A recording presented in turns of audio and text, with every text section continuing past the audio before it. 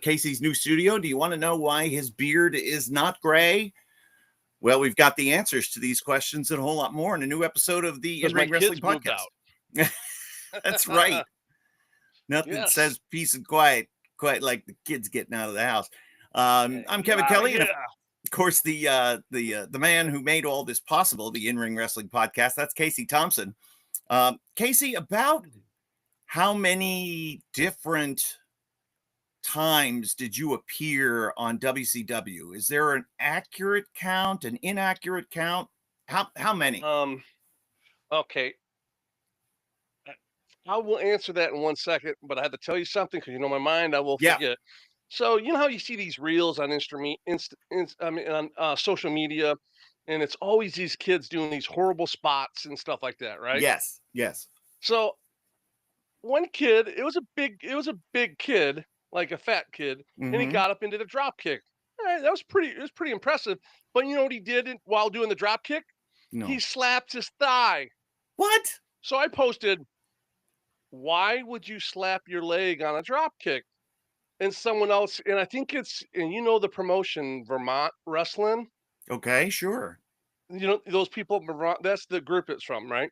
One of the keyboard warriors that probably sets up the chairs or something, but hey, whatever.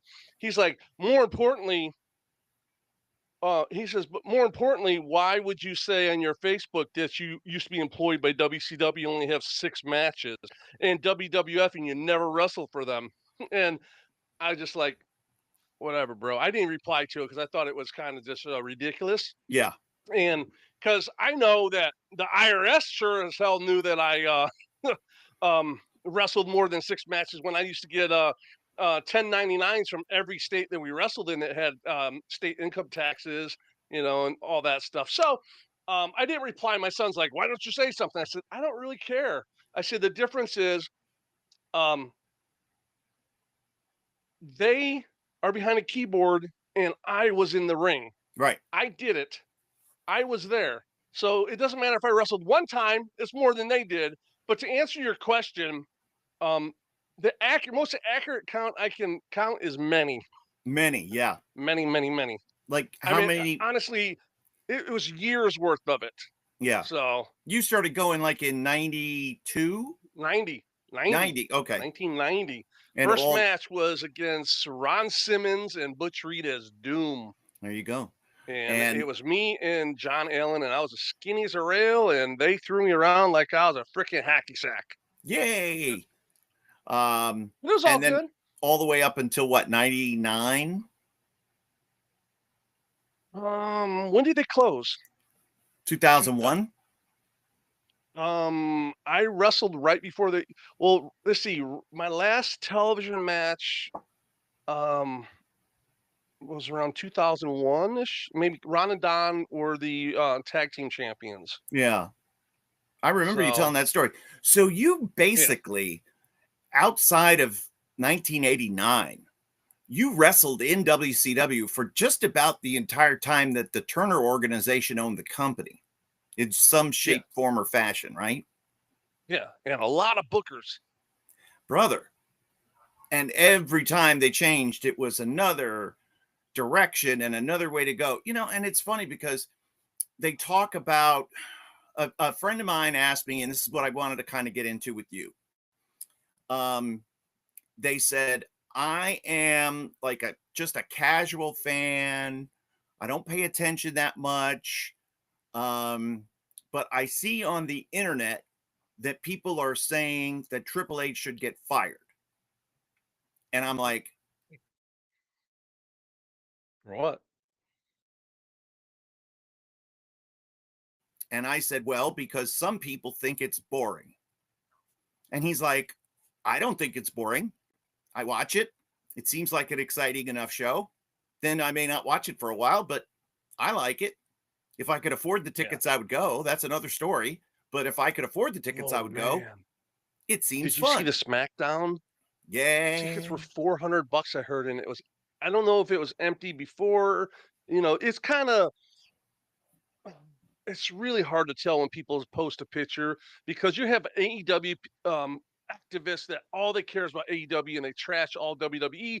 WWE diehard fans, all they do is trash AEW. So you don't know really who to believe, Right. And if you ask the promotion, they're sold out. If you ask the boys, back when how you get paid, there's no one out, Yeah. So, um, but I was like, wow, that's pretty bad. I don't know, but I did see someone filmed something during the show, and it looked like a lot of empty seats. Put it this way, more than normal, Right. and I would think that have to equate to the ticket prices, wouldn't you think? Well, what was the town? I mean, what town Yeah, were I they don't in? know. Yeah, because Yeah, I don't. if they're in a once a year town, yeah, it probably is. But if they're in a Las Vegas or a New York, Right. or a Los Angeles, then they can get those ticket prices. It's a little harder, Sure. in sideways Iowa, or Right. backwards Yeah. Kentucky. I don't know where they were, but the And question is it because the booking is boring, or is it because the prices are too high, or is it a combination of both? you know, Because every the reason I ask this, because this is now every college football coach's nightmare. They lose one game, let's say, or a couple of games, and the boosters are calling for their heads. They want to get them fired. Get out 'em of out. here. Yeah. And I Don't always they have say, contracts? Don't well, those of course coaches they have do. contracts? With But multi do they have a tens of WWE contract where they have it out no, whenever they want it? no, with multi-million dollar buyouts. So coach gets Right. fired, he's going to get, It costs them a lot. yeah, somewhere between Yeah. 10 and 50 or 60 million just to go away. Damn, But I it should have been doesn't a fix, coach. it doesn't, should have been a coach. It doesn't, okay. And I say all the time, well, who are you going to replace him with? Well, anybody's better. No, that's not No. true. And it's the same with bookers, because Sure. every time WCW changed bookers, it's funny that your story fit right into where I was going to go. I had Every no clue time. what you're talking. Yeah, Right, because I had no clue what you're talking about today. right. And it was I didn't bring it up until just now, but the idea of, is Triple H as a booker, should he be fired? And is the SmackDown attendance indicative of his crappy booking, or just the economics of the thing? Right. And if you fired him, who do you replace him with? And Let's see. I mean, you it's would hear Paul Heyman would definitely be someone they would, would float around. sure, See, the thing is, all the great minds of the business are gone, unfortunately, for the most part. right, They say Michael Hayes is the new Pat Patterson. Um, okay. But obviously, Michael, I don't want to say he's not capable. He's never took control and had, the final say over everything. Otherwise, he would have already done that, probably, you'd think, right? right. Because he's been there, what, 20 some years, probably? He's been in that spot since the Hardys came around. So he made his transition from just announcing as Doc Hendricks to coming Right. back as the manager of the Hardys. And then, and I don't remember if he had, I never remember him going over to Vince's house to write TV. And, because when I was there, it was Bruce, it was Pat, it was Cornette, and it was Jim. Vince Russo. Right. Some combination of those four. And did you see them ever bringing the Cornette back? No. Not to run it, but to, be. I mean, now it's totally different. I mean, before they had wrestlers, now they have all TV writers, and it's. I think I have a feeling that it would wind up being some executive within TKO. You're right, and you know what that would do? They complain now. Keep on bitching. Guess what's going to happen? Yep. Wrestling has become horrible because an executives, just like you said, Kevin, from TKO, thing will be like, Herd or someone like that. I can do that. Yeah, go back to frickin' flipping pizzas there, bud. Right. See, people don't know because they were too young to remember what it was like and what we lived through as fans of WCW, then getting into the business and wanting to work for WCW, and in your case, working for WCW, and having to live through the regime of Jim Herd and all that. Yeah. You want to know why Ric Flair jumped from WCW to WWF with the belt? It's because of Jim Herd.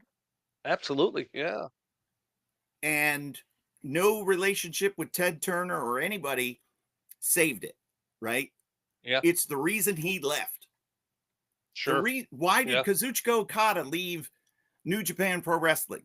Because he hates the owner.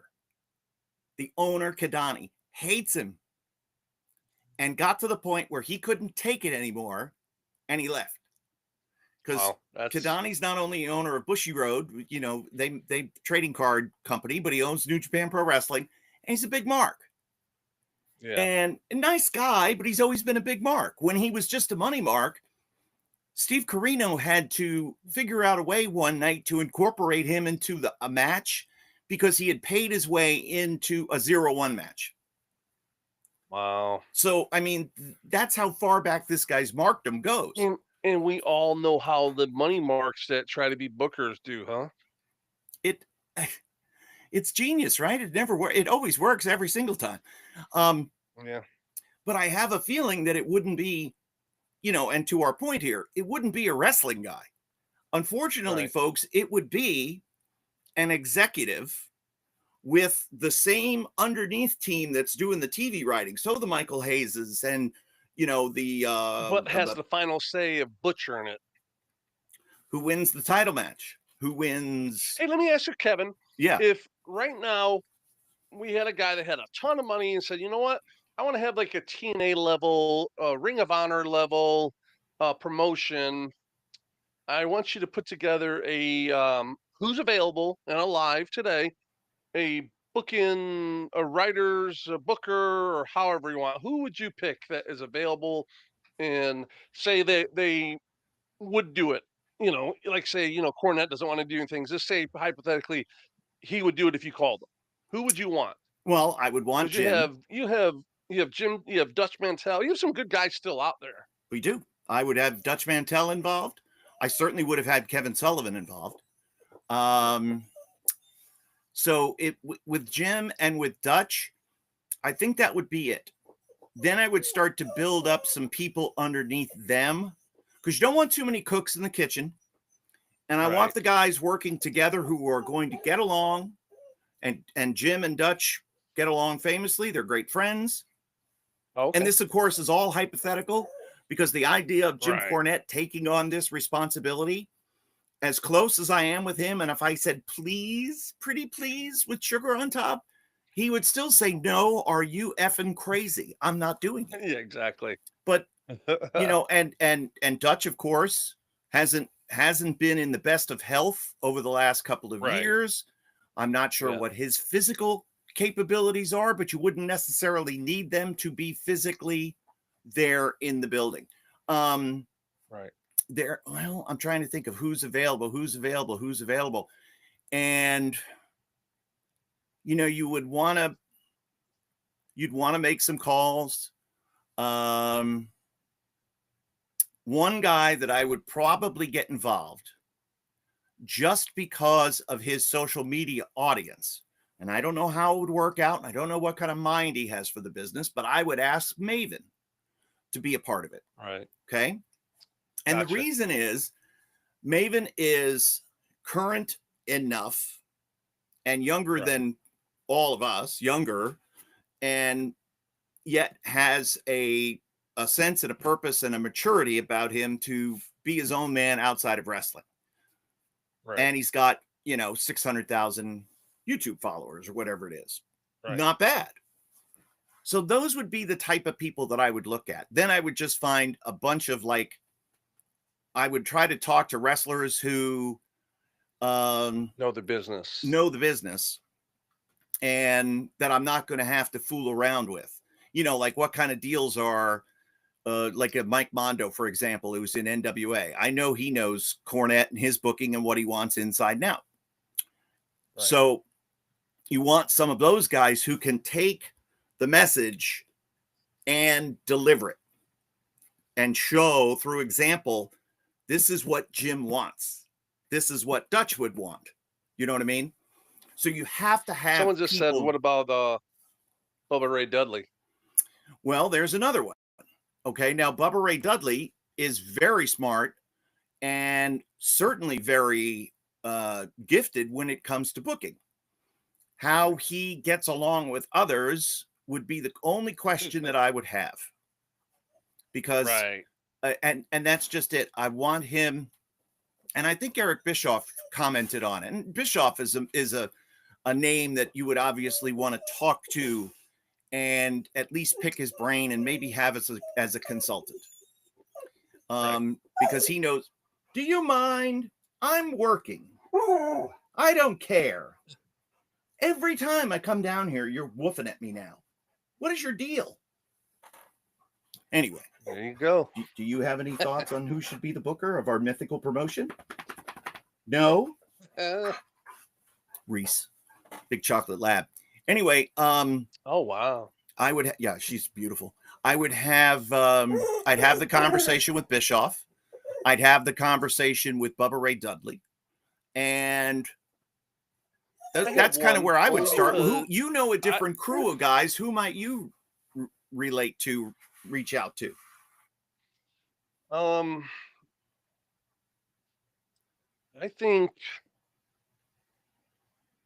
Jake the Snake. Okay. He has I mean, because he's clean, maybe there might be a detriment to his mind of the business, you know, but he has a really great mind for wrestling. Yep. And I remember the one time that I wrestled him, I'm like, oh, I'm wrestling Jake. So I'm like, I was all excited because, like, you know, it's like you're learning, you know, the learning tree and all that stuff. So he's like, so what do you want to do? What do you want to do? I don't know. Okay. Well, what do you want to do? I don't know. What do you think? No, what do you think? And I'm like, oh, come on. We're not I don't getting want to anywhere. have to call the whole thing. Yep. So I knocked his teeth out, you know, which I literally did, not by on purpose. It's just I tatered him. He got brand new false teeth from Vince, and they popped out during the match. Now, But, again, yeah. I think go ahead. Jake has a great mind for the business. I tell you, someone that you remember, one of the market crashers, Joe, he wouldn't turn into the Sheik. Yeah. No, believe it or not, and I can tell you why I know. Okay. He has a really good mind for the business. I know he has a good mind for the business. He's got what's that? He's got a ton of heat, though. I don't care about the heat. I'm just saying, with the boys. What heat does he have? I'm just saying, this is our mythical. All right. But we're having a real conversation. We got to have a real conversation. I'm just saying, he has a mind for the business. He sure does. For the younger generation, because not only it's all, you know, new, you know, because he learned a lot from Kevin Sullivan. I trained him, and then, you know, he did his own thing. He, you know, was in Puerto Rico for a year or two, wrestling for Carlos and Invader and all those guys over there. So, I mean, he has an understanding of the business, and then he ran his own promotion in Florida. Then he moved out to California and running some of the best wrestling out there in California with the Pro Wrestling Ultra. I think he's up in Oregon now. So, but he has a really, really good mind for the business. And he was real close with Kevin Sullivan also, and learned a lot from Kevin. And I wonder what he has with everyone. Well, I do know that he was difficult to work with as when he was involved with MLW with Jacob Fatu. Isn't he still there, though, in MLW? I have no idea. Oh, he's a producer now with them, actually. Well, there you go. Yeah. I know he was difficult with NWA, but that's because you know, the NWA was all a bunch of crazy bullshit anyhow, you know. Right. Here's a name. I do think Dustin Rhodes would be a good booker and certainly somebody to consider. The only problem is that he's under an AEW contract right now. So who would be available? Obviously, here's not the best spelling, Scott, but Adam Pearce. Yes, of course. Adam Pearce has history booking Ring of Honor and has been involved in WWE for all of these years.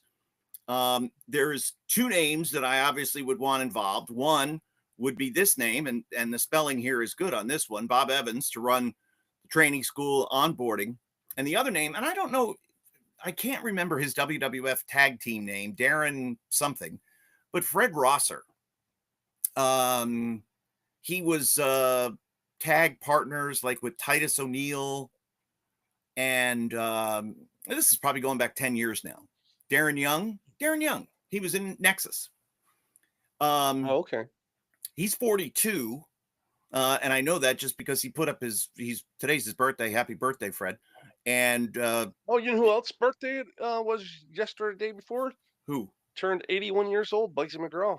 Bugsy McGraw, was he born on Halloween or on the 30th? The 30th. Gotcha. Did you go see him? Because yes, I did. I spent quite a while with him. His wife made the most incredible spread of food, not knowing that I only can eat like a little bits of food at a time. So I had to explain it to them because I didn't want them to feel offended or anything. Right. But his condo is like a freaking museum. What? Unbelievable of Bugsy memorabilia when he was the Brutus and all that stuff. Posters from Florida Championship Wrestling from like the 79, 80. And he has, it's just unbelievable. Japanese posters and stuff with Baba, stuff with I mean, it's just, I was like in awe. I'm like, hold on, Bugsy, I'll be there in a second. I'm gonna look at all this stuff here. And yeah, it was great. We had a he's using a walker. His health is getting better. He's not 100%, but he's getting there. His mind is all there. We had a good time. I really enjoyed it. I think he really enjoyed me doing that. Going over to visit him. But there's not many more guys, in their 80s. Someone else just had Bill the Butcher had a birthday too. He's 84. I saw that. Turned 84. Yeah. Les Thatcher turned 81 a few weeks ago. I might talk to Les just because he's worth the conversation, and just to get him out of the house. Right. How about Jeff Jarrett if he was available? Well, I mean, I would have a rule that your booker could not work at all, like Eddie Graham had. Well, Eddie Graham had that with Buddy Rogers. Right. He wouldn't let Buddy Rogers work because Buddy Rogers had a tendency to make it a Buddy Rogers show. Yes. Yes. And Scott, of course, I'm just teasing about the spelling. I see that. I do appreciate your input here, and obviously it's a. Oh, I'm disabled typing too, so don't worry. Yeah, right. I'll show stuff to Kevin. He's like, "Yeah, it looks good if you spell it right." I'm like, "Yeah, fuck you." And Scott says Lance Storm. Lance Storm would be available. Lance Storm would be great to be involved in something like this. Here's another one, which I never thought of and never would have thought of, but I've heard people say that Paul Ellering has a great mind for the business. I would agree. Yeah. I know he has a great mind, and I know he's a great guy. So that seems like a pretty deep bench, right? To be able to put something together and to come up with a credible, plausible, logical progression of booking from show to show, week to week, and jumping ahead to big event, working backwards, and then where you want to be in 2 years, where you want to be in 5 years, developing talent. You know what I find that's amazing? WWE doesn't use any of them. I know. All these people are available. Yeah. They're using writers from sitcoms and stuff like that. It's just garbage, and AEW doesn't use any of them. Look at it. How about Arn Anderson? He knows the business. He sure does. I bet you Tony Khan never once spoke to Arn about anything about the business. Doesn't talk to Jake. Doesn't talk to any of them, I bet. I'm guessing. I don't know. Arn was a coach. And I have a feeling that if it was, because then it seemed like there were 2 or 3 different shows, because there were the Cody segments that made sense and were interesting and episodic, and then there was kind of the convoluted mess with everything else that was just high spots. So I think that in those segments, yes, it made sense. But if Arn Anderson went to Tony and said, that doesn't make any sense at all, why are we doing it? Then you're going to get pushback from Tony because it's what he wants to do. And I never heard anybody challenge him, no matter how stupid his ideas were. And yeah. And now the head coach is Billy Gunn. What do you mean, Billy Gunn? He's the head coach there now. Is he really? AEW. Yeah. They don't listen to him. They don't listen to anybody. No, he don't care. He just wants, get paid. Get that check. Train kids. I mean, well, I agree with that. Obviously, he knows how to train people. His boys turned out good. They sure did. And he had his hands all in that. I firmly can attest to that and can attest to their talent and abilities. A name that's current that nobody ever really talks about, and he's not, he's out injured. He's supposedly coming back soon, or he's been back. I'm not sure. That I always thought would be a great booker one day is Jay White, Switchblade Jay White. And I just see his mind, the way it works, and he thinks like a producer. He thinks episodically. He thinks not just about moments or matches.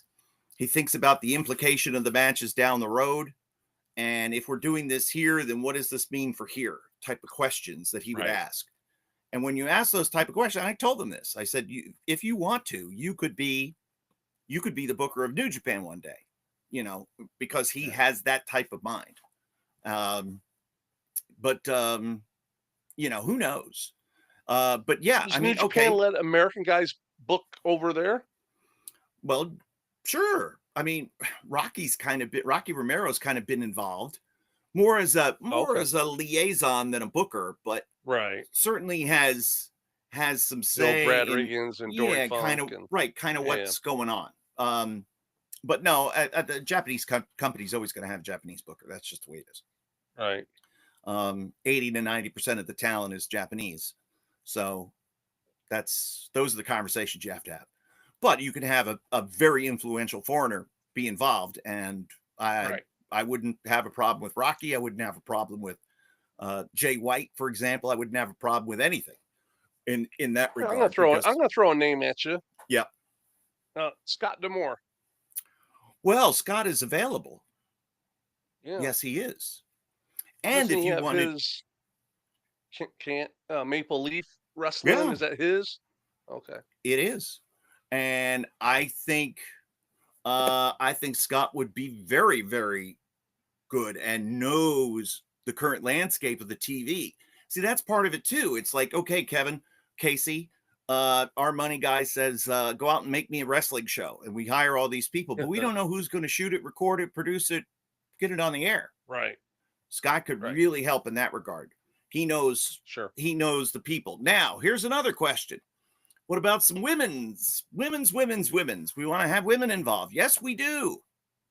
Well, I can think of 2 names right off the top, Gail Kim and Sarah Stock.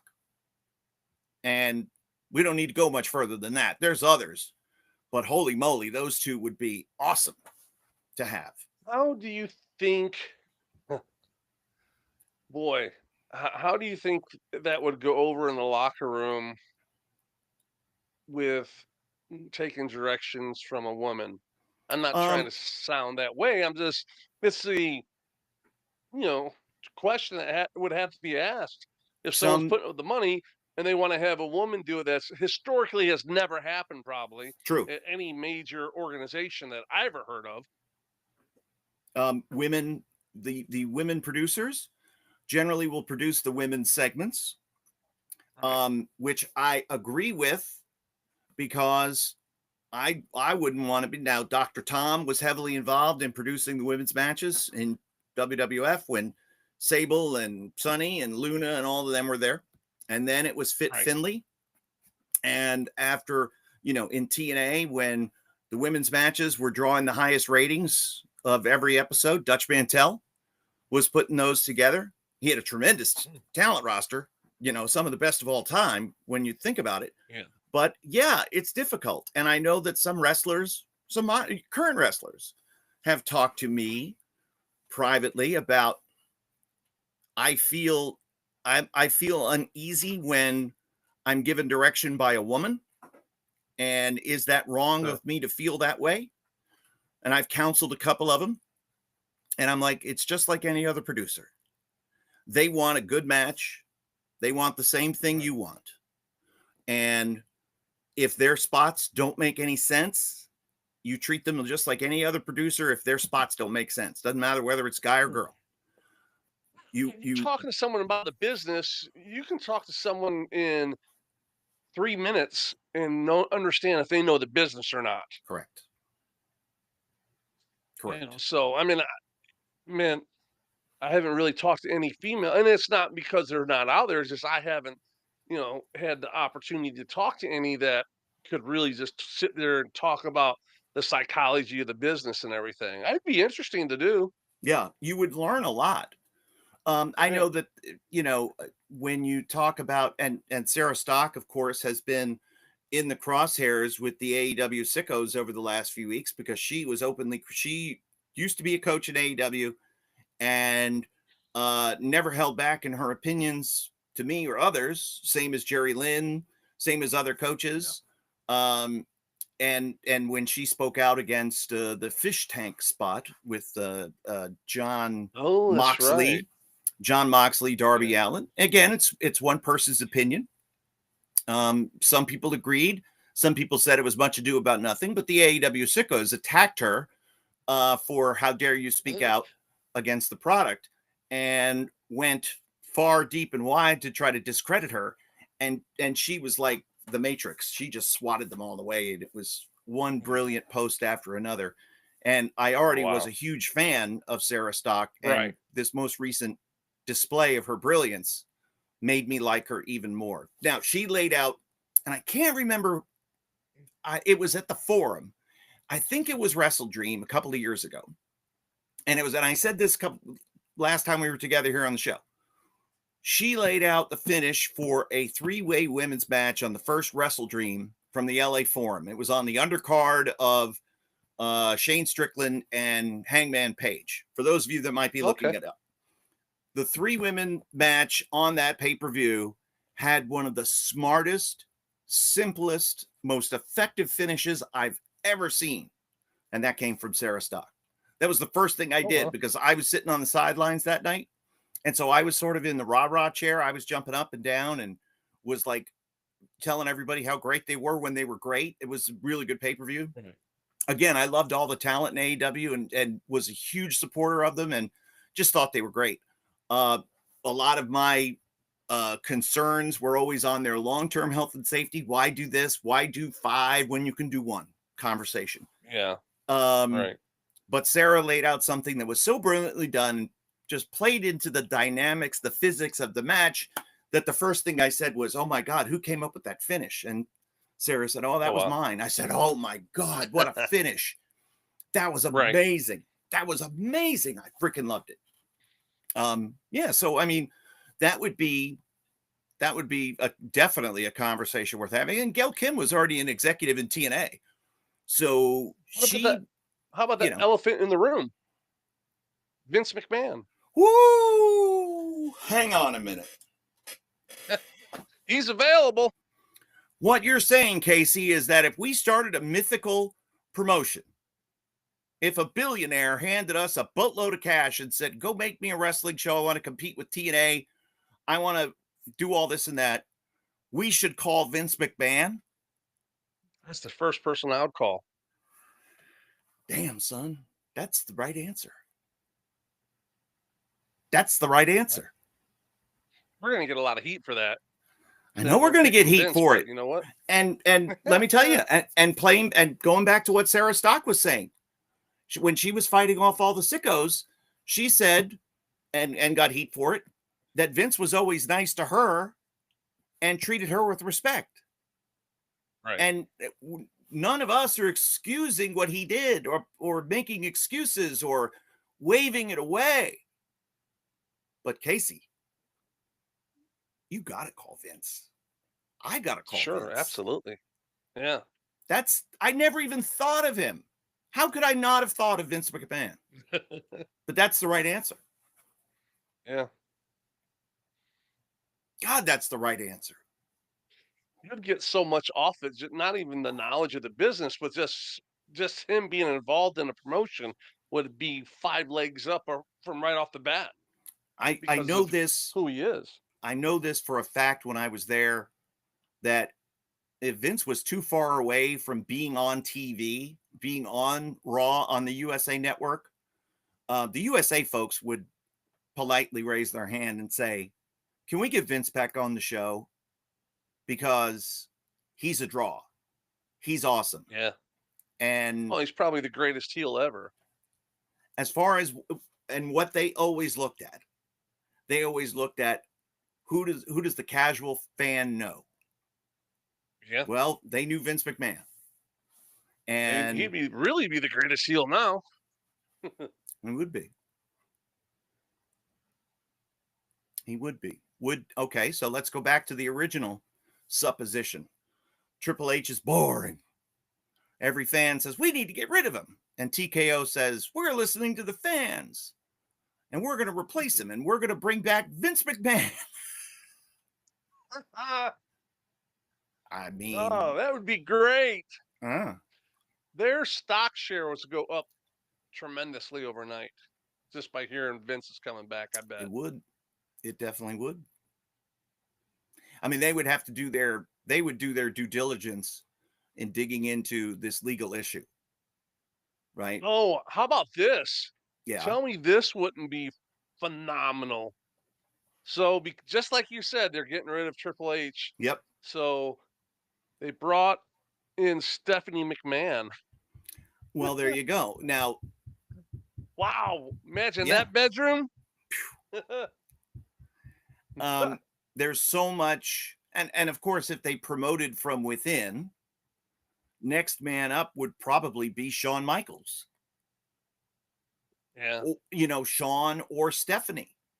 You'd have to think about it like that. Now, Stephanie running WWE, I'm sure a lot of people said that would happen. Here's another one. Yeah. That, Scott, you're right. What about Shane McMahon? Yeah. I'd talk to Shane. I love Shane. I think Shane's awesome. Yeah. I'd have something to offer Shane. Kevin, why don't you ever keep in touch with these people? What am I going to do? Call them up and say hello? No, they're busy. Yeah. They're busy. I leave people alone. I know. They know I think fondly of them, and they think fondly of me, and that's all we need to know. But you threw out a couple of names that are really interesting, and Jeff Jarrett would be one that you have to consider. And Scott D'Amore, you really have to consider. Because obviously when I start, and the first name that pops into my head is Jim Cornette, but you're never going to get him out of the castle. Right. And Dutch, of course, Dutch could be involved, but Dutch's health has not been the best over the last couple of years, and he might not have the interest or the bandwidth to do it. Because it's an all-consuming 24/7 job. But somebody like Scott D'Amore, somebody like Jeff Jarrett, anyone with the last name McMahon, sure, man, you got to go. And I don't think looking at somebody who currently is a booker, like on the independents, would be the way to go, because what we're talking about is something bigger. Yeah, we're not national. It has nothing to do with the wrestling matches, right? What we would do is just make sure that this is our philosophy. What's our business built on? Yeah. And you and I would sit there with a few other minds, and we would come up with brainstorm, and let's put together, this is what we believe. Are we going to have a heel champion or a babyface champion? Are we going to go with veteran talent, or are we going to look to build with youth? Are we interested in names from the past, or are we not worried about that and we'll go the no name route? Do we have an infinite pot of money, or do we have a finite budget to work with? Right. So those are the conversations that you have when you have that conversation. So Casey, how's this pot of gold coming out? Are we getting? Oh no, this is hypothetical. I know, but that's Kevin's buddy. So Vince Russo, they ask. Wait a minute, Vince Russo. Oh yeah, hang on. All right, so Vince Russo was in the news this week because it looked like he was announcing or was being announced as one of the writers for the NWA, and everybody was like, "Oh, that's interesting, cool." And then, excuse me, then it turned out to be a swerve, and he's actually writing for Juggalo Championship Wrestling. So, yeah, he's more suited for that. Yeah, and they're comfortable with him. Again, you want to have somebody that you're comfortable with. So, somebody that you can relate to, which goes back to why I think if they replaced Triple H's Booker, they would just have some executive in that chair from a TKO and then worry about the wrestling later on. The wrestling's, they don't care about the in-ring product at all. No, they don't. They care about the finances, what they can make money off of. Right. That's it. And we don't know the conversations that are going on behind the scenes. Does Triple H fight with them on every single decision? Because that's brutal.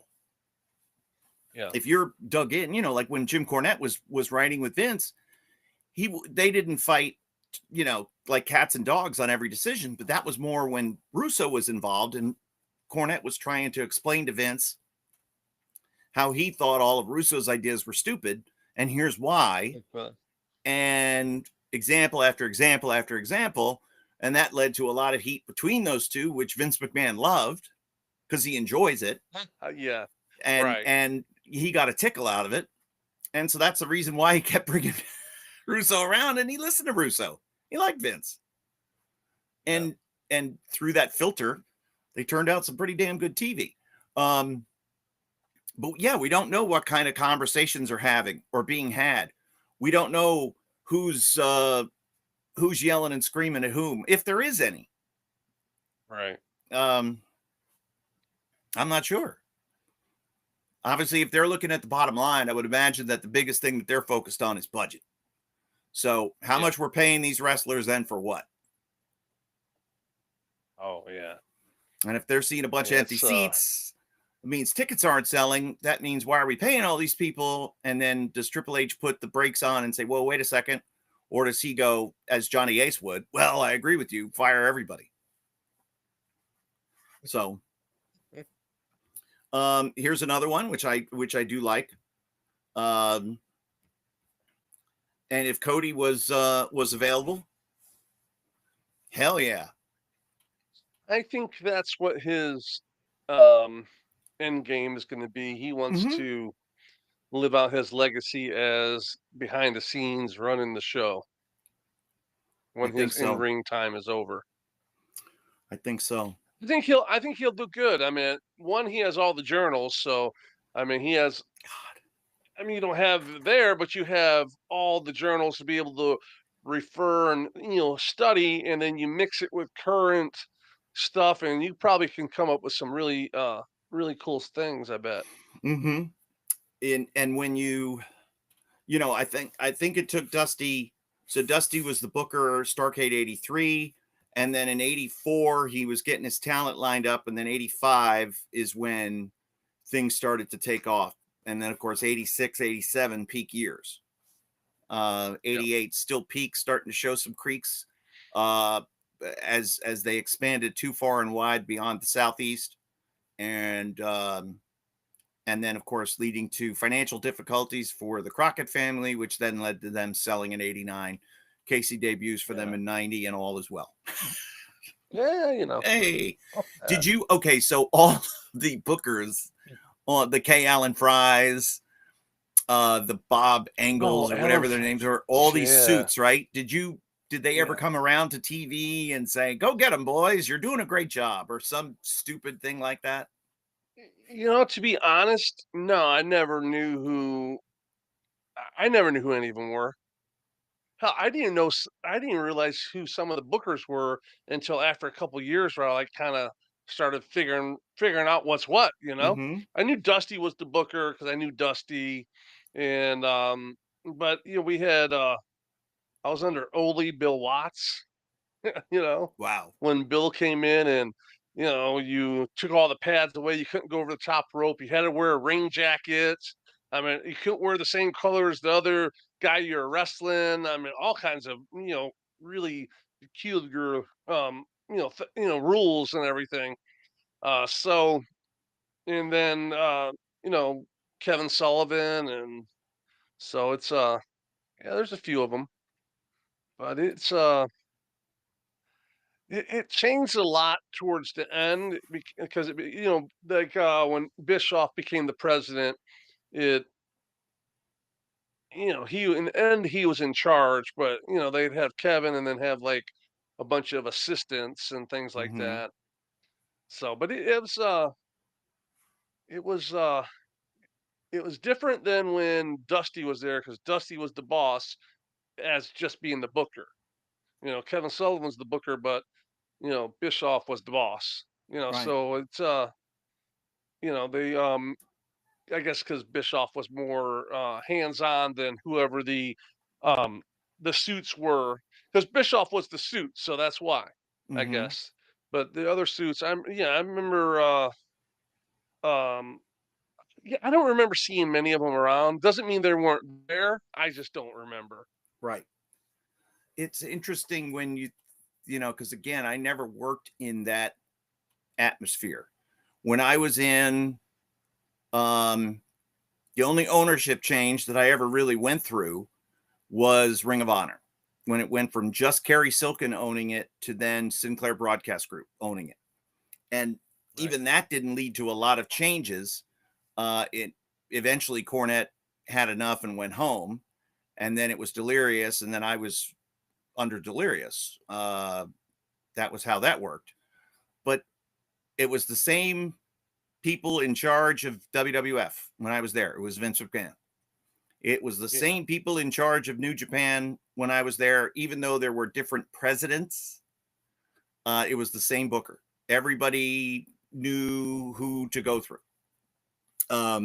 Some of the New Japan presidents had crazy / stupid ideas. One of them asked, why do we have bad guys on the show that people don't like? Why wouldn't we just have people on the show that people like? Yeah, just And they give them went, everything they like, and because it's gonna get stale real they were quick like, there. because you have to have Hi. bad to have good. You have to have Yeah. ugly to have pretty. You have to have, they didn't Well, get it. And maybe he then was like related to Jim Herd. it's Why a don't you have all the hunchback. bad guys cut their hair? Yeah. You know, I have a hunchback and can never get I pinned. remember when Ha Flair got ha. a haircut too, Oh my God. because I had the same haircut back Oh, then. did you? So did I. Yeah, I'm like, I looked at him like, oh, nice hair there, bud. Yeah. What are you trying to do? Steal my spot? Yeah, Here, and again, you want to make sure that you stay, in Tennessee. Yeah. Lawler and Jerry Jarrett, they switched around, and Lawler would have the book, and then Dundee would be the other one. So Jerry was yeah, in charge. Jerry would take the book every once in a while. But when Lawler booked, you saw 25, 30-man cards, all kinds of wild stuff. When Dundee booked it, it was like 12-man, 14 tops, small roster, good crew. You know what I mean? That was it. right. And yeah, Jarrett might have the oversee and the oversight. He fired Robert Fuller famously, which led to the Tupelo concession stand brawl, which led to red hot business because they had nothing else. Yeah. They fired Fuller and told him and all of his guys to beat it. And so they had like a crew of 8. So they had to figure it out and until they could get more talent in. So they went, it's funny really how wild. like organic things really pop the business, like what you just talked about Vince and the whole Montreal screw job, then, just turning heel and just exploded the business, it's just, it's not even things that the great minds of the business are trying to figure out. It just happens, organically. Right.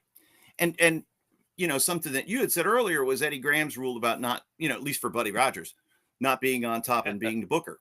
It's very difficult when you're the booker, as we all know, to not have yourself in a main event spot, to not have yourself in a main spot, because you can always count on yourself to get done what you need to get done. As good as Dusty was, there was always people complaining. Yeah. Because, Dusty's beating us all, it's all Dusty, Dusty, Dusty. So they'd have to calm him down and, Well, you got to put heat on heels. Yeah. So, it's difficult if you have, one man standing up to 4 in the case of the Horsemen. And I know that was always Tully's bitch, was that, Dusty is not Superman.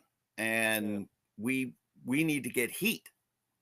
Because if we turn babyface, then the whole thing is dead. And I was there when Flair was the booker too. Mm-hmm. And when Flair was the booker, his matches all turned to shit. He was just chop, chop, chop, because he couldn't do the 2 things because there's so much going into booking. The last thing he was worrying about was what his matches were going to be. Right. So he was in his time as booker, which was after George Scott, which George Scott came in after Dusty was fired. And first it was Jim Crockett. Excuse me. And Crockett kind of maintained things until they hired George Scott, but George Scott was not the same George Scott that had been there in the 70s and didn't understand the modern television concept, and just promoted Flair and Steamboat, and that was it. And they had the lowest rated clash ever, but you got Flair and Steamboat, which was one of the best 3-match trilogy. The trilogy is one of the best things that ever happened in wrestling. So it happened under the worst booking regime. And then Flair took over, and Flair and Funk and all that was great. But again, when you look at yourself as the booker and as a talent, it's tough, man, because you start even on a small scale. When you're producing a show, and if you've got to go take the headset off and go put the tights on, man, what a pain in the ass. Yeah, I never wrestled on any of my shows because a lot of times you ran a show, that means you were the main event, you were the champion. And one thing I wanted to prove to all the guys wrestling for me, that I didn't have an ego. I wasn't out there trying to, have a Casey show. I didn't wrestle at all. I wanted to have good quality from top to bottom and try to elevate people and get them to the next level. Which you don't see that much out there either, No. Everyone wants to keep them where they're at. But I figured the more people I could get elevated would just make us more desirable to get more people want to come wrestle for me. Correct. And I always thought you did a good job of managing friendships and expectations. Just because they were your buddy didn't mean that they were going to get a top spot on the show. If you had the right spot for them, then they would be in that spot, but it wasn't an automatic based around, well, we've been buddies with Casey for years, but you knew the guys, you knew guys you could count on. Yeah. I had an old saying. My saying was, this isn't little league. Everyone doesn't get to play. So if you didn't fit my criteria, I didn't care if you're my friend or not. That's just how it was. It was business. Right. Business is business. Because you knew everybody in Florida. Oh, yeah. Everybody. I became popular and hated all in the same week. Sure. Because Casey's running his own thing. MXPW is going to be this, that, or the other. And then when they call you and say, brother, and you go, sorry, kid, and had the real conversation with him, didn't lie to him. Again, you told it like it was. Yeah. Those are difficult conversations to have. Yeah, it is what it is. Did you enjoy it? Did you secretly enjoy it? No, I mean, fortunate enough that a couple friends that I had that were really close, they were good enough to be where they were, and they were good enough to be on the card, and good enough to put them in the position in the spots I put them, and they would just take it and go from there. But I'll tell you how I was. Steve Madison, you remember him? Oh yeah. He broke. Was you there when he broke his ankle during the Yes, show? I think so. And yeah, and he finished the match or whatever, and then he showed up the next taping because he actually missed the booking to New Japan because of it. Mm. And so he showed up for the next booking, and I handed him an envelope. He's like, "What's this?" I said, "You would have had this anyhow if you had been here. So here you go." And I'll give you another example. When I had paid shows, I always paid the guys really well. A couple $100 when I had my Indian reservation shows, and the Blackheart Dave Johnson, he blew out his knee, but he came to the show, and I still handed him an envelope with the full pay in it. And it's like, wow, not many people would do something like no one would do anything like that. Right. So, but that's just how I was. When you have, because again, you have to balance out, and you've got to have the fiduciary responsibility to the people who are paying the freight and to the television network or whatever the channel that you're on, sponsors, et cetera, et cetera.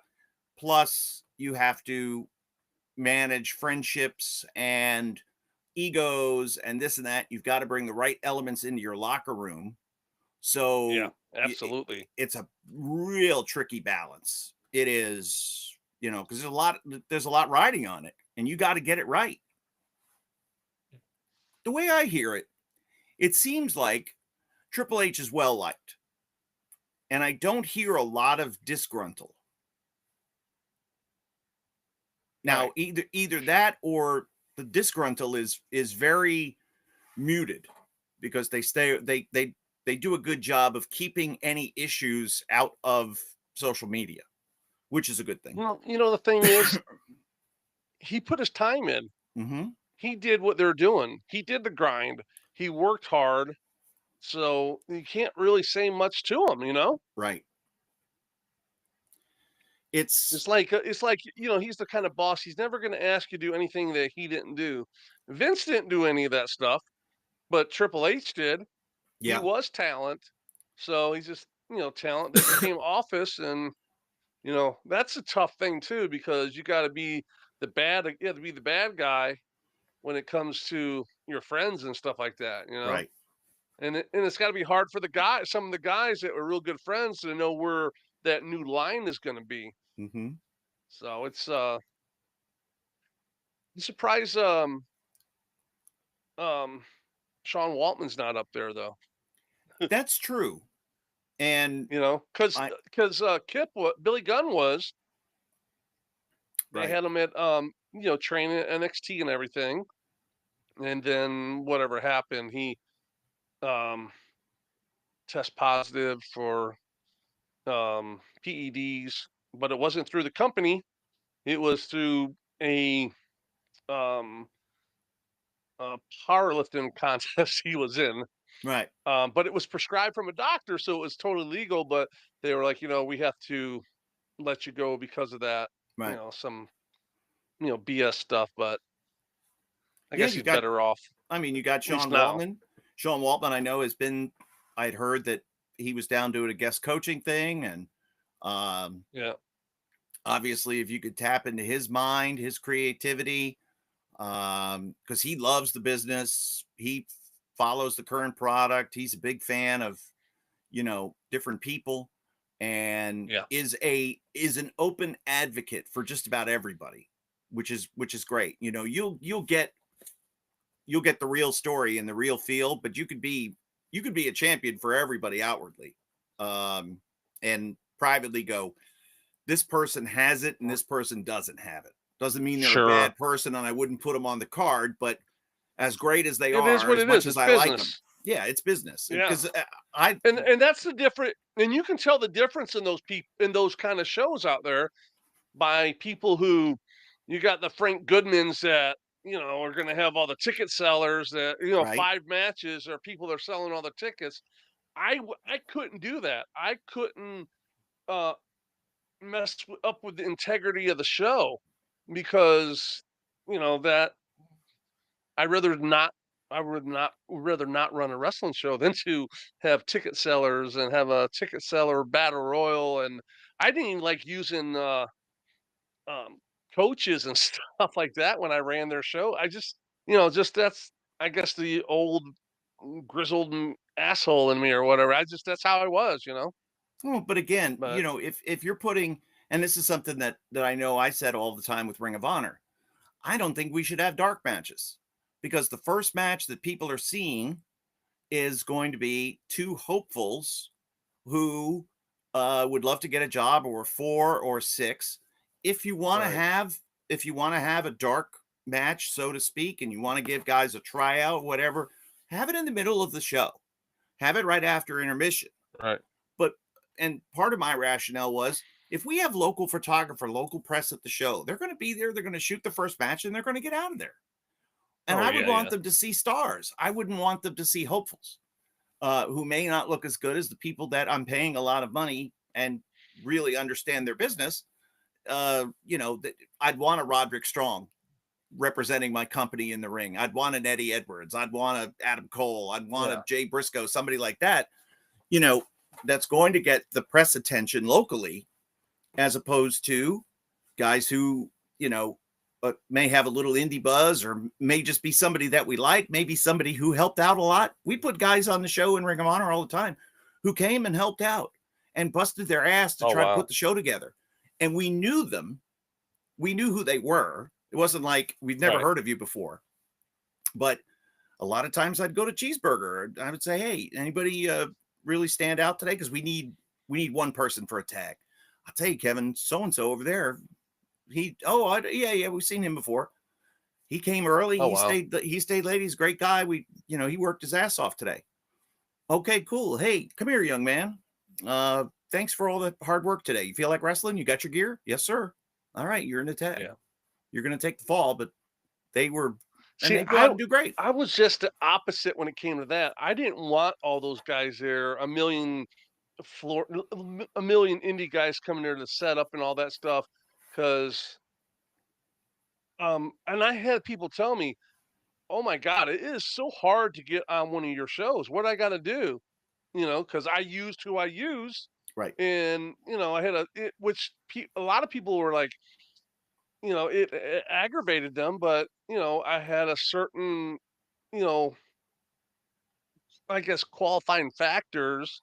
Not that I know what they are. I just knew it when I saw it, Mm-hmm. and so I didn't have people helping. I didn't have the inbreeders and people like that you see at all these indie shows that are helping set up, because I didn't want to be exposed to all that and them asking, "Hey, can I?" No, just leave me alone. Right. So Yeah. Again, you want to sure, pay. you guys can wrestle New Jack tonight. Yeah, sure. How do you And feel never about? ask me again. No, that would be the end of that. Um, and again, a lot of times those situations and those type of people, it winds up being more harm than good. What we Yeah, always did in Ring of Honor, it would be somebody that we had seen in a tryout camp, who had worked right, hard, right, had done, but just wasn't right for TV for now. But maybe a few right. months have passed and they're here, they showed up, they look great. We had personally vouched, gone through, Right. and we could say, we know who this person is. We know who Yeah. trained this person and where they came from. So speaking of Ring of Honor, Yeah. is there anyone in your time there that stands out who could be like, what, that guy could be the next great mind, the next Pat Patterson for the next generation of the business? Well, the one name that of course, I'll go to the grave saying should have been, was Steve Carino. Right. Steve Carino was the greatest mind that we had in Ring of Honor. Oh, wow. And just, he either never wanted it or wanted it under certain circumstances that, because again, and when he was finally asked, do you, Joe Koff and them, the owners, they said, well, what do you want? And he said, I want a raise. Well, obviously, if you want a raise, you want more responsibility. Yeah. Well, what would that look like? And he said, you want to see it? And they said, yes, we want to see it. Okay. And it was a 10-page manifesto when it was all said and done. Oh, wow. He sent it to me and he's like, this is what I'm going to send them. Probably already had it already done, sitting there waiting for that for that conversation. Pretty much. It's like, hit send. Yeah. He didn't have it. It was awesome. Would have taken Ring of Honor there. He just had to put it to paper. Yeah. Yeah. It would have taken Ring of Honor in a completely different direction. It was for the better. I thought so. I absolutely thought so. I thought his ideas, he was going to take the calendar that we had and build it in a slightly different form so that everybody was involved in something. It would have a lot of Japanese elements. So there would be factions, there would be groups, everybody had allegiances. Not all heels liked all heels. You know what I mean? Not all baby faces liked all the baby faces. Right. It would utilize local talent that we had, because we had guys in the Midwest that we could use on Milwaukee, Chicago, Minneapolis shows, Michigan shows that might not make sense if we ran Atlanta or Florida or something like that. We'd have another group of guys from there. And that the calendar would be built. There would be a lot of New Japan because we were working with New Japan at the time. So let's have our own version of a G1 that we could get some New Japan talent into, but let's have it at a different time than their G1. And so it reshaped the entire training system, talent development system, the way we produced our television. It was brilliant. And they just looked at it and said, yeah, great. We really can't do any of this. And we'll just offer you $5,000 more a year. And he was like, I have a $75,000 or $80,000 deal on the table with NXT. I'm just going to go. So yeah, they didn't care. They didn't know what they were looking at. They didn't know what they had. But there you go. Yeah. But yeah, Carino would be the guy. And because of Carino, then we would have. You think that's a waste of talent now? You think that's a waste of talent now? You think it's never going to develop because of that? Who? Ring of Honor? Them giving him the opportunity. No, Carino. Oh, Carino? Yeah, if he wanted WWE to. will ever give him the opportunity to flourish like that? No, I don't think so. A cog in the wheel. That's just what I gather. That's such a shame, too. Yeah. Yeah, no, that's such a shame, though. He used to wake up every day thinking he was going to get fired. Now he realizes he's not going to get fired. But at the same time, he realizes what it is. And he enjoys teaching his class. He enjoys working with the new talent. He enjoys seeing them grow and develop and takes great pride. I think he told me that it was either a year or two years ago that it was like 10 or 12 of people from his class now had made their way finally onto main roster TV. So he took a lot of pride in that. It's very much about everybody else and not about him. He's happy in his life. He lives in North Carolina. He's got no worries or issues. But if you would have told, a 30-year-old Steve Carino, this is where your life's going to be, he wouldn't like it at all. But a 50-year-old Carino, 50, he's 52. Yeah, he's the same age as you. Yeah. And he lives in North Carolina, huh? Yeah, he does. Was he coming for a couple days a week and then goes back home? I think so. Wow. Flies in every week or something like that, unless they change his schedule. But he does NXT. He does NXT matches. He'll produce matches on big shows, but they have so many people that they rotate them in and out. You don't have a match on this one. You're off this one. Oh, great. That used to be like, what? I would be like panic stricken if I was off. What are you, crazy? I'm going to get fired. Right. Because in wrestling, you want to be involved in every show when you're a wrestler, or, hell yeah, in, talent race relations and stuff like that. No, I don't want to stay home. I want to be there. Right. Strongbow told me, Chief Jay Strongbow, who gets a ton of heat, within the industry and is not fondly remembered of being a nice person to work with. He gave me some advice. He said, Kevin, you never want to take vacation because they'll find somebody else to replace you. And I was like, it's like being hurt. You work through it because out of sight, out of mind, you're not there. They're just going to find someone else who can do it for you. Yeah. So Casey, while you and I are waxing poetic about who could be the booker and who should be the booker and the strengths and weaknesses of said, you are wearing two hats. You are simultaneously working while hosting this podcast. Yeah. You're doing an amazing job. I just clocked out a couple minutes ago. So. Oh, okay. But it's that time of the year, busy time. So, but it's all good. Hey, so we had last week. You were out of town. You were traveling. Yeah. I know you weren't the most enthusiastic going. Did it turn out to be a good trip? It did turn out to be a great trip. And in fact, I told everybody that. So Saturday I was in Wichita, Kansas. And I said, at the end of, because Bob Evans was doing the in-ring portion and I was doing the promo portion, character development portion. Right. And I told everybody that after we finished our seminar and, we had like half an hour to everybody to get ready because then they were going to wrestle on the show. I didn't want to be here at all. I was dreading coming and I just didn't want to go, but I'm so thankful that I did because I met so many great people and saw so much good talent. There is a guy, who he was in one of their main matches and won, or was the defending champion and won. Did he win? I can't remember. No, he won the belt. That's what it was. Okay. And young African-American man from Texas named Kane Carter, Caine.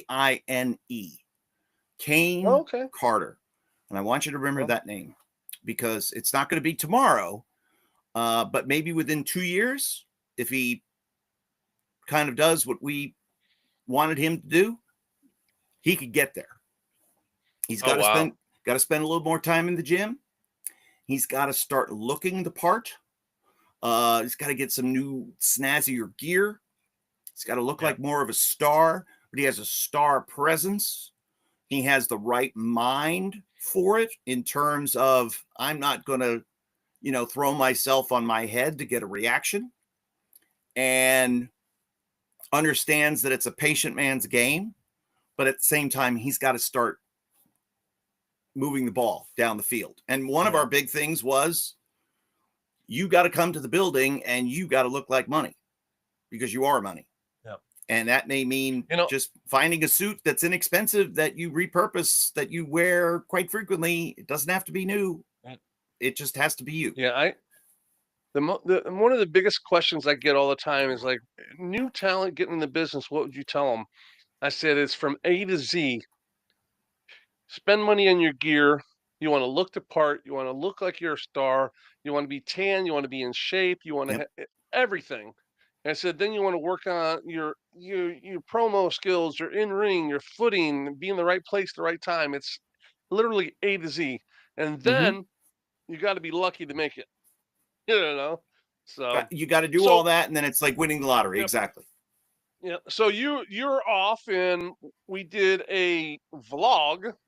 So the vlog was, I went to Micro Wrestling Federation. I went to watch the little guys wrestle, and I vlogged it the whole time. First time doing a vlog. That was very interesting. I got messages, "Where's Kevin? He'll be back next week." Yeah. Like, it's a different show. And so we put it into place for that way we didn't go without any content. So it was an interesting it was a bar setting, and they had a little ring. It was 14 by 14, but the top rope, if I stood into it, would be like a little bit, below my butt, probably. I'd be like a giant in Oh it. man. But yeah, the biggest complaint was it gave you the vibe of a typical indie bar show. Okay. But the lighting was real bad, so it was hard to see it all. If they had lighting up there, it would have been much more enjoyable to watch. I will say they had about a $10,000 house. I did Damn. the numbers because you go to shows and look at the house and see what it is. Like Yep. try to do a guesstimation. I do that all the time. I'm like, almost every wrestler ever wrestled, like, oh, yeah, well, we're not getting paid tonight. Oh, we should get a bonus tonight. There's Right. more people here than, So, I talked to some of the guys. They go, they they had their main um location in Pigeon Forge, Tennessee. They run 4 shows a week there. And then they have that's one show, then they have 2 more shows on the road doing 6 or 7 days a week on the road. And I seen their schedule. They're everywhere. So, and he said, yeah, they bunch them all up in a room, which I Oh kind my of laughed. God. I'm like, what, do you lay them sideways and put 10 in one room? And he Yeah. said, yeah, if you want to have your own room, you got to pay for it yourself. So I interviewed the guy that was the boss. His name was uh, the what was his name? Little Show. Oh my God. And Yeah, he he's knew the who he. little You want to know who? show. You want to know who he wrestled? Who? Andrew the Giant. Oh Jesus. Andrew the Giant was a 350-pound midget. Oh my God. Oh yeah, and he did a thing where he like was going around the ring like a walrus. It was the funniest thing.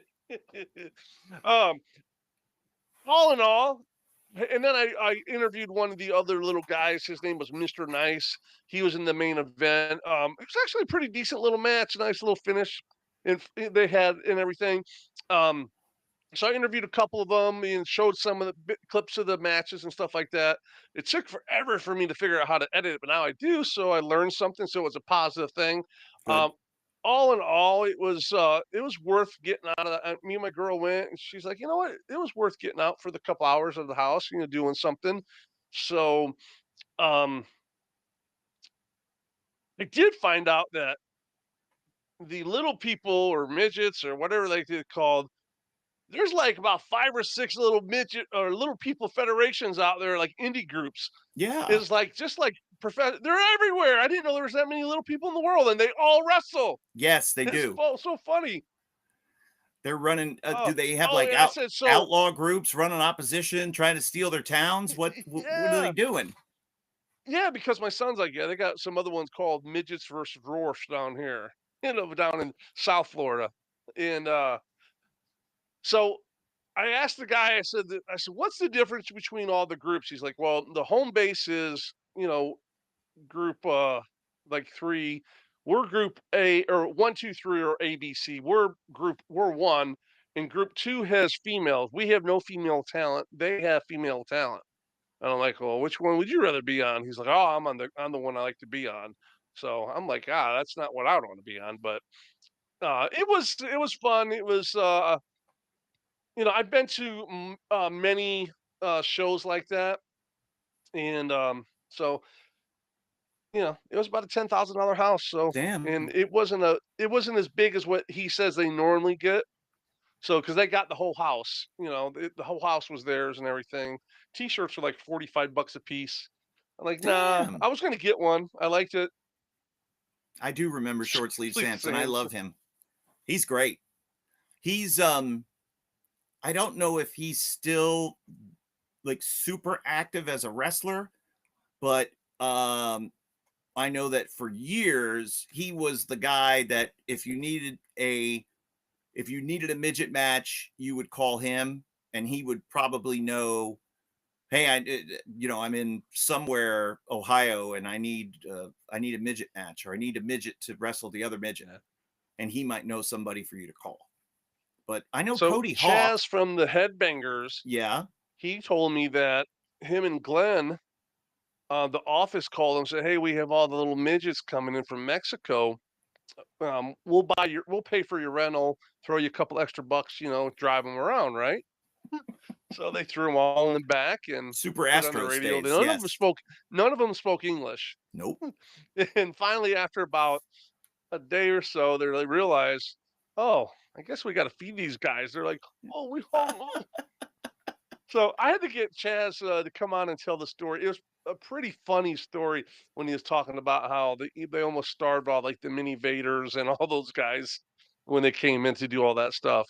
El Torito. He was like, yeah, we'll do it. Yeah, not the guys you want in charge of the midgets. Right. That's awesome. I love it. And of course, all that footage is available. You see it all over social media, and enjoy Casey's journey, his experience with the Midget Wrestling Federation. That's right. And it's okay to call them midgets. They don't mind. Yeah, next time Kevin's going to vlog his next experience with Bob Evans, Brutal Bob Evans on the road. I will. I'm terrible at it. I'm terrible at remembering to do it. It's like, oh, we even had magnetic mics that are awesome, really? that pick up sound. They sound so clear. It's great. And I had it on my shirt and I forgot to record myself on my phone. It's like, old brain. All right. So next week, now listen, here's something else I want to do. I want to try to get Brian Solomon. Brian Solomon wrote the Gorilla Monsoon book. Okay? Oh, yeah. And I want to have him on as a guest, if that'd be all right with you, because sure, absolutely. The book is supposedly really, really good. Brian interviewed me for, my remembrances of Monsoon, working with him and spending time with him in WWF. But I think that we could really, when you look at somebody who was integral to the in-ring portion of the show, like who were the guys that were already currently in the ring, Casey Thompson, and stories about that. It fits right in with what we've been doing, because Monsoon was the guy with the stopwatch timing the shows behind the curtain, why they called it the gorilla position. So very interesting. And I'd like to see if we can get him on in the next week or so. Oh, perfect. Very sounds good. Yeah. I got to get up early, by the way, because now I've switched. Oh, you did? Oh, good. I did. Now this tomorrow will be my first day on days. Oh, gotcha. 5A to 5P. So 5P part is fine. It's that 5A. 5A. Yeah, it takes a little bit of time to get used to. Yeah. So, I'm going to wrap up and then I'm going to head to bed. All right. Yeah. Exciting. So the show might be going live earlier from now on if this is too late for old man Kevin, I don't know. No, I mean, it'll be fine. We'll just, again, we make good use of our time. That's for sure. But I got 30. We'll go back to our 30-minute shows. That's it. 30 minutes or less, whether you like it or not. Guys? Okay, well, that's it. We're wrapping it up. Hurry, quick. Okay. So Triple H should not be fired, but if he is, I think we've got a few good candidates that could take his spot. And if we were starting our own federation, the first person that we would call is Vince McMahon. That's pretty much what we figured out. And we've got a bunch of other people that we could work with if Vince told us to go screw ourselves. Get out of here. But Vince. Exactly. That'd be amazing. All right. So that's going to do it for this edition of the In-Ring Wrestling Podcast. As always, make sure you hit that like button and tell everybody, share, subscribe, do what you need to do to be part of the journey here each and every week, because you never know where we're going to take you. But I'm Kevin Kelly. We thank you for joining us. For Casey Thompson, we'll see you next week on the In-Ring Wrestling Podcast.